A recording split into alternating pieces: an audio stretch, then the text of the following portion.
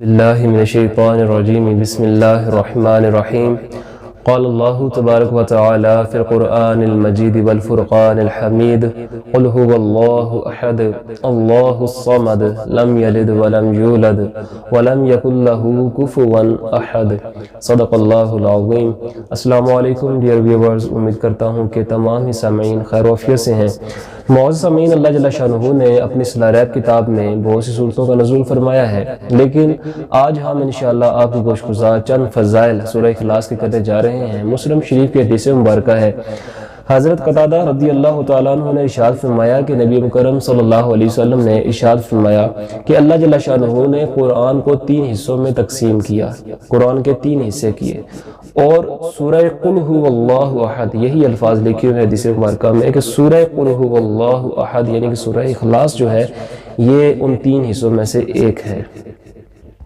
تو پتہ چلا کہ یہ جو بندہ سورہ اخلاص پڑھتا ہے اس بندے کو اللہ جل شانہ قرآن کے 3 حصے یعنی کہ تیسرے حصے کے برابر ثواب عطا فرماتا ہے۔ تو آپ صلی اللہ علیہ وسلم کے نہایت ہی پیارے صحابی مسلم شریف کے حدیث مبارکہ ہے حضرت درداء رضی اللہ تعالیٰ عنہ بیان فرماتے ہیں کہ حضور پر نور سرور کائنات صلی اللہ علیہ وآلہ وسلم نے ارشاد فرمایا کیا تم میں سے کوئی رات کے وقت 3 قرآن نہیں پڑھ سکتا؟ تو صحابہ نے عرض کی کہ یا رسول اللہ صلی اللہ علیہ وسلم کوئی شخص کیسے 3 قرآن پڑھ سکتا ہے؟ قرآن کا تیسرا حصہ یعنی کہ آپ امیجن کریں کہ 3 حصے ہیں، 30 پارے ہیں، تو اس میں سے 10 پارے رات کے وقت پڑھنے ہیں۔ تو صحابہ کہتے ہیں کہ یا رسول اللہ صلی اللہ علیہ وآلہ وسلم کہ وہ 3 حصہ کیسے پڑھ سکتا ہے؟ تو آپ صلی اللہ علیہ وآلہ وسلم نے ارشاد فرمایا کہ سورہ اخلاص قرآن کے 3 حصے کے برابر ہے۔ تو اسی طرح حضرت ابو ہریرہ رضی اللہ تعالیٰ عنہ مسلم کی حدیث مبارکہ ہے کہ آپ صلی اللہ علیہ وآلہ وسلم ارشاد فرماتے ہیں کہ میں تمہیں 3 حصہ قرآن کا سناتا ہوں، اور یہی حدیث مبارکہ ذیل قرآن میں بھی لکھی ہوئی ہے۔ تو صحابہ کرام اکٹھے ہو گئے کہ نبی کریم صلی اللہ علیہ وسلم نے آج ہمیں قرآن کا 3 حصہ سنانا ہے۔ تو آپ صلی اللہ علیہ وسلم اپنے حجرہ مبارک سے جب باہر تشریف لے کے آئے تو آپ صلی اللہ علیہ وآلہ وسلم نے سورہ اخلاص پڑھی اور آپ واپس سورہ حجرہ مبارک میں تشریف لے جائے۔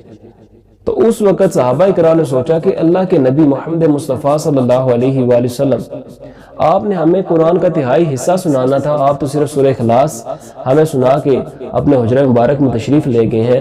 تھوڑی دیر بعد آپ صلی اللہ علیہ وآلہ وسلم حجرہ مبارک سے باہر تشریف لے کے آتے ہیں اور آپ صلی اللہ علیہ وسلم ارشاد فرماتے ہیں نبی رحمت صلی اللہ علیہ وآلہ وسلم کہ سورہ اخلاص قرآن کے 3 حصے کے برابر ہے۔ تو معزز سامعین، یہ ہے فیوز و برکات اللہ تعالیٰ کی رحمانیت کا غلبہ ہے کہ اپنے بندوں کو معاف کرنے کے اللہ تعالیٰ نے بہت سے ذرائع اور وسائل جو ہے عطا فرمائے ہیں، اسباب عطا فرمائے ہیں کہ ہمیں ترغیب اللہ تعالیٰ دیتا ہے کہ انسان اللہ تعالیٰ کے دیے ہوئے جو آسانیاں ہیں ان کو لے، اچھے اعمال کرے، نیک کام کرے تاکہ اللہ جل شانہ کا قرب خاص حاصل کر سکے۔ تو معزز سامعین، یہ جو ہمارا یہ صرف یہ نہیں کہ دنیاوی اعتبار سے دینی اعتبار سے ہمیں فائدہ ہو رہا ہے، یہ ہمیں دنیاوی اعتبار سے بھی فائدہ دیتی ہے۔ اور وہ کیسے دیتی ہے؟ ضیاء قرآن میں حدیث مبارکہ لکھی ہوئی ہے کہ آپ صلی اللہ علیہ وسلم کے پاس ایک شخص آیا، اس نے شکایت کی کہ یا رسول اللہ صلی اللہ علیہ وآلہ وسلم میرے گھر کا خرچہ پورا نہیں ہوتا۔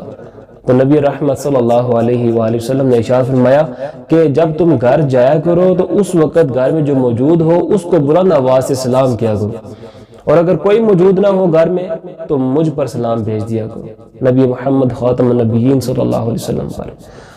تو پھر سورہ اخلاص یعنی کہ قل هو اللہ احد کو مکمل پڑھ لیا کرو، اور اس شخص نے جو آپ صلی اللہ علیہ وسلم نے جیسا بتایا ویسا ہی عمل کیا، گھر جاتا اگر کوئی ہوتا تو سلام کرتا، نہ ہوتا تو نبی رحمت صلی اللہ علیہ وسلم کے اوپر سلام بھیجتا اور اس کے بعد سورہ اخلاص پڑھتا۔ یہ عمل جب اس نے اختیار کیا تو کچھ دنوں کے بعد جب نبی رحمت صلی اللہ علیہ وسلم کی بارگاہ میں حاضر ہوتا ہے تو آپ صلی اللہ علیہ وسلم اسے پوچھتے ہیں کہ کیا بنا تمہارے خراجات اور تمہارے مسائل اور وسائل کا؟ تو اس شخص نے کہا کہ یا رسول اللہ صلی اللہ علیہ وسلم پہلے تو میرے گھر کا خرچہ پورا نہیں تھا ہوتا، اب تو میرے گھر کا خرچہ بھی پورا ہونا شروع ہو کر ساتھ میں اپنے عزیز و اقارب جو ہیں جو قریب رہنے والے ہیں ان کو بھی دینا شروع کر دیا ہے میں نے۔ تو دیکھیں حضور والا کہ اللہ جل شانہ نے کیسی کیسی تاثیر رکھی ہے۔ اب یہ اسی بندے کو تاثیر حاصل ہو سکتی ہے اس چیز کی جس بندے کا جیسا توکل و یقین اللہ جل شانہ کی ذات پہ ہوگا، کیونکہ یہ مسلم کی حدیث مبارکہ ہے کہ آپ صلی اللہ علیہ وسلم نے ارشاد فرمایا کہ جیسا گمان اللہ جل شانہ سے بندہ کرتا ہے اللہ جل شانہ ویسا بندے کے ساتھ ہو جاتا ہے۔ اگر کوئی ایک ہاتھ اللہ تعالیٰ کے قریب جاتا ہے تو اللہ تعالیٰ ایک بارش اس بندے کے قریب آتا ہے، اور اگر کوئی 2 قدم چلتا ہے اللہ کے قریب تو اللہ تعالیٰ 4 قدم اس کے قریب آتا ہے. اگر کوئی 4 قدم اس کے قریب جانے کی کوشش کرے تو اللہ جل شانہ 8 قدم اس کے قریب آتا ہے. اور اگر کوئی چل کے جاتا ہے اللہ جل شانہ کے قریب تو اللہ جل شانہ اس بندے کی طرف دوڑ کے آتا ہے. اور اللہ کا ذکر اگر کوئی بندہ عام محفل میں کرتا ہے تو اللہ جل شانہ اس سے بہتر فرشتوں کی محفل میں اس کا ذکر کرتا ہے. تو حضور والا وہ ذات ہے جو 70 ماؤں سے بڑھ کے محبت کرنے والی ہے، جس کی رحمانیت کا غلبہ ہے. آج بھی اگر ہماری زندگیاں جو ہیں وہ تنگ بنی ہوئی ہیں، ہمارے گھروں سے ناچاکیاں جو ہیں وہ ختم نہیں ہو رہی ہیں اور ہماری تنگ دستی جو ہے بڑھتی جا رہی ہے، پہلے ہمیں اپنے گریبان کو جاگنا پڑے گا کہ ہم اللہ کی کتنی مان رہے ہیں کہ اللہ تعالیٰ ہماری مانے. اور ہم پھر گلے کر رہے ہوتے ہیں کہ اللہ نے ساری پریشانیاں ہمارے گلے میں ڈالنی تھی. نعوذ باللہ من ذالک. نا امیدی کے ایسے الفاظ ہم اپنے منہ سے نکال رہے ہوتے ہیں، حالانکہ ہم نے اپنا آپ خود دیکھا ہی نہیں ہوتا ہے، اپنا ماضی ہم نے کبھی خریدا ہی نہیں ہوتا ہے کہ ہم اپنی زندگی میں کیا کر رہے ہیں. اللہ جل شانہ تو یہ ارشاد فرماتا ہے کہ ان رحمت اللہ قریب من المحسنین. اللہ کی جو رحمت ہے وہ نیکوکاروں کے نزدیک ہے، بدکاروں کے نزدیک نہیں ہے. بدکاروں کو اگر وہ یہاں پہ دنیا میں دے بھی رہا ہے تو وہ بھی ان کے لیے ڈھیل ہے. کسی کو اللہ تعالیٰ دے کے آزماتا ہے، کسی کو نہ دے کے آزماتا ہے. تو حضور والا اس دنیا کو سمجھیے کہ اللہ تعالیٰ نے ہمیں کیوں یہاں پہ پیدا کیوں کیا ہے. وما خلقت الجن والانس الا لیعبدون. اور اللہ ہماری مانے گا کیسے؟ اللہ نے خود ہی بتا دیا قل ما یعبأ بکم ربی لولا دعاؤکم. اے محبوب فرما دیجئے اگر تمہاری عبادتیں نہ ہوں، اگر تمہاری دعائیں نہ ہوں تو میرے رب کو تمہاری کیا فکر. رسول قاعدہ ذہن میں رکھ لی حضور والا، اگر تم چاہتے ہو کہ اللہ جل شانہ تمہاری مانے، تمہارے جتنے بھی مسائل ہیں، تمہارے معاملات ہیں، تمہارے درد تکلیف اور علم جتنے بھی ہیں وہ سارے دور ہو جائیں، تو اس کے لیے ایک اللہ جل شانہ نے اصول بتایا ہے، وہ ہے کہ اللہ تعالیٰ سے عبادت کرو اور پھر دعا مانگو. اگر تمہاری دعائیں نہ ہو، تمہاری عبادتیں نہ ہو تو میرے رب کو تمہاری کیا فکر. ایک اصول بتا دیا گیا ہے. تو حضور والا ہمیں اپنی زندگی کے معاملات دیکھنے پڑیں گے کہ ہم اپنے معاملات جو زندگی کے احکام شریعت کے مطابق ہم زندگی گزار رہے ہیں کہ نہیں گزار رہے ہیں، ہم اللہ جل شانہ کی کتنی مان رہے ہیں. اگر ہماری کوئی ایک نعمت سلب ہو جاتی ہے، وہ بھی اللہ کی دی ہوئی نعمت ہے، اور وہی نعمت اگر اللہ جل شانہ واپس لے لیتا ہے تو ابھی وہی مالک ہے، اسے کون پوچھنے والا ہے. ان اللہ علی کل شیء قدیر. وہ تو ہر ایک چیز پہ قدرت رکھنے والا ہے. تو جو اللہ جل شانہ سے محبت کرتا ہے اللہ جل شانہ بھی اس سے محبت فرماتا ہے. جل شانہ سے محبت نہیں کرتا ہے اللہ جل شانہ بھی اس سے محبت نہیں فرماتا ہے. یہ آپ کے خلاصہ کلام بخاری شریف کے حدیث مبارکہ کا آپ کو گوش گزار کیا ہے. اور اللہ تعالیٰ کیسے محبت فرماتا ہے اس کی مثال بھی ہمیں صحابہ کرام کی زندگی سے ملتی ہے.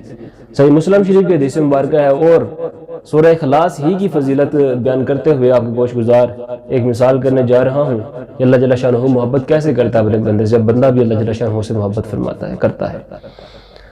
اللہ جل شانہ کے پیارے نبی حضور پر نور سرور کائنات خاتم النبیین صلی اللہ علیہ وآلہ وسلم نے، عائشہ صدیقہ رضی اللہ تعالیٰ عنہ راویہ ہیں، مسلم شریف کے حدیث مبارکہ ہے کہ آپ صلی اللہ علیہ وآلہ وسلم نے ایک شخص کو امیر بنایا لشکر کا، اور وہ امیر ان کو امامت کراتا تھا.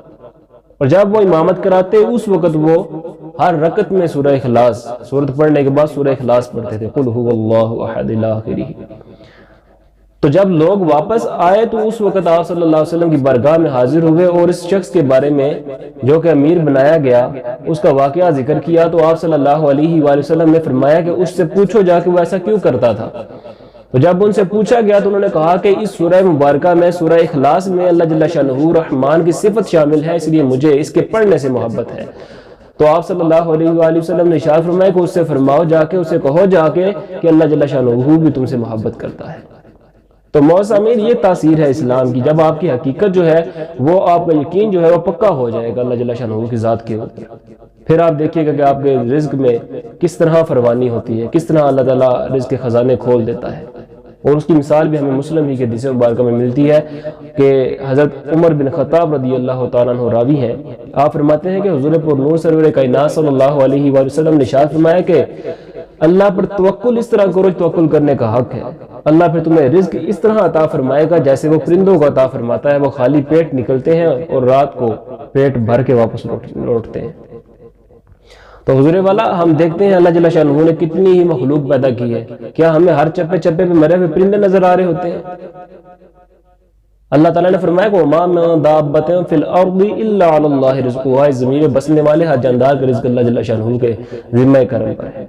تو حضور والا ہمیں اللہ تعالیٰ نے یہاں پہ دنیا میں ٹھیکیدار نہیں رزق کا بنا کے بھیجا، بلکہ اللہ تعالیٰ نے فرمایا کہ وَمَا خَلَقْتُ الْجِنَّ وَالْإِنسَ إِلَّا لِيَعْبُدُونِ. نہیں پیدا کیا ہم نے جنوں اور انسانوں کو مگر اپنی عبادت کے لیے. تو جو حق ہے ہمارا اس دنیا میں آنے کا، ہمیں وہ حق ادا کرنا ہوگا. جو فرض ہے ہمارا اس دنیا میں آنے کا، ہمیں وہ ڈیوٹی پوری کرنی ہوگی۔ وہ کیا ہے؟ ہمیں اللہ جل شانہ کے احکامات کے اوپر عمل کرنا ہوگا۔ جو کچھ حضور سرور کائنات باعث تخلیق کائنات صلی اللہ علیہ وآلہ وسلم ہمارے پاس اللہ جل شانہ کی طرف سے احکامات لے کے آئے ہیں، جن کے کرنے کا آپ نے حکم دیا، ہمیں اسے بس کرنا ہے، اور جس سے رک جانے کا حکم دیا ہے اللہ جل شانہ نے، ہمیں اس کام سے رکنا ہے۔ یہ اصل میں محبت ہے۔ اور اللہ جل شانہ خود ارشاد فرما رہا ہے کہ قل ان کنتم تحبون اللہ فاتبعونی یحببکم اللہ ویغفر لکم ذنوبکم، اے محبوب فرما دیجئے اگر تم اللہ سے محبت کے دعوے دار ہو تو ان نبی مکرم خاتم النبیین محمد مصطفیٰ صلی اللہ علیہ وسلم کی پیروی کرو، اللہ تمہیں اپنا محبوب بنا لے کر تمہارے گناہ بخش دے گا۔ تو حضور والا یہ اصول طریقے ہیں، اللہ کے احکامات پہ ہم عمل کریں کوئی نہ، پھر ہم کہیں اللہ ہماری مانتا نہیں۔ تو اللہ جل شانہ سے دعا ہے کہ اللہ تعالیٰ ہمیں ایسا انسان بنا لے جیسا اللہ جل شانہ کو پسند ہے، اور ہمیں تمام اپنے حکامات جیسے اللہ جل شانہ کو پسند ہے اس کے اوپر ہمیں عمل کرنے کی توفیق عطا فرمائے، اور ہمیں دنیا اور آخرت میں بھلائی عطا فرمائے، قبر کے عذاب سے، دوزخ کے عذاب سے، قبر کے کیڑوں سے، دوزخ کے کیڑوں سے محفوظ فرمائے، دنیا اور آخرت میں بھلائی عطا فرمائے، اور جنت الفردوس میں اعلیٰ مقام عطا فرمائے۔ اور جس طرح ہماری یہ اونچی اونچی امیدیں اور خواہشات ہیں، اللہ جل شانہ ویسے ہی ہمیں دنیا میں عمل کرنے کی بھی توفیق عطا فرمائے۔ آمین وما علینا الا البلاغ المبین۔ صدقہ جاریہ سمجھ کر شیئر ضرور کیجیے گا۔ جزاک اللہ خیر و احسن الجزاء۔